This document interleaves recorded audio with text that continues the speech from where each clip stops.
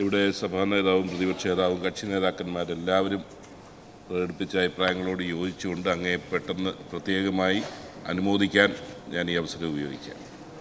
Sir, അപൂർവമായിട്ടാണ് വ്യത്യസ്ത മേഖലയിൽ തന്നെ സീനിയർ മോസ്റ്റ് ആയിട്ടുള്ള ഒരു വ്യക്തി സഭാനാഥനായി വരുന്നത്. പൊതുരംഗത്ത് ഇന്ന് കേരളത്തിലെ ഏറ്റവും സീനിയർ മോസ്റ്റ് വ്യക്തി, പാർലമെൻ്ററി രംഗത്തെ സീനിയർ മോസ്റ്റ് വ്യക്തി, ഭരണരംഗത്തും പ്രാഗൽഭ്യം തെളിയിച്ച ഒരു വ്യക്തി എന്നുള്ളത്. അങ്ങനെ എല്ലാം കൂടെ ചേർന്ന ഒരു വ്യക്തി സമാധാനനായി വരുമ്പോൾ ഏറെ പ്രതീക്ഷയോടുകൂടി തന്നെയാണ് സർ നമ്മളിതിനെ കാണുന്നത്. സർ, ഞാൻ 2001 ആദ്യം നിയമസഭയിലേക്ക് വന്നത്. അന്ന് വളരെ കർക്കശക്കാരനായ ശ്രീ വക്കം പുരുഷോത്തമനായിരുന്നു സ്പീക്കർ.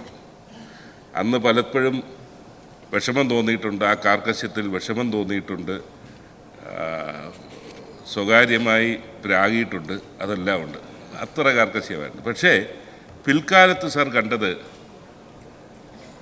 എന്താണ് സഭാചട്ടങ്ങൾ, നിയമസഭാ പ്രൊസീജിയർ എന്താണെന്നുള്ള ഒരു പഠനം തന്നെയായിരുന്നു ആ കാലയളവ്. അന്ന് പലപ്പോഴും ബഹുമാനപ്പെട്ട പ്രതിപക്ഷ നേതാവ് ശക്തൻ കൗളിനെ കുറിച്ചൊക്കെ പരാമർശിച്ചു. അന്ന് സഭയിലെ ഇരു കക്ഷി നേതാക്കന്മാരും ശക്തൻ കൗളുമായിട്ട് പലരും വരുന്നത്. അത് ഉദ്ധരിച്ചുകൊണ്ട് തന്നെയായിരുന്നു പലപ്പോഴും ഡിബേറ്റുകൾ നടന്നുകൊണ്ടിരുന്നത്.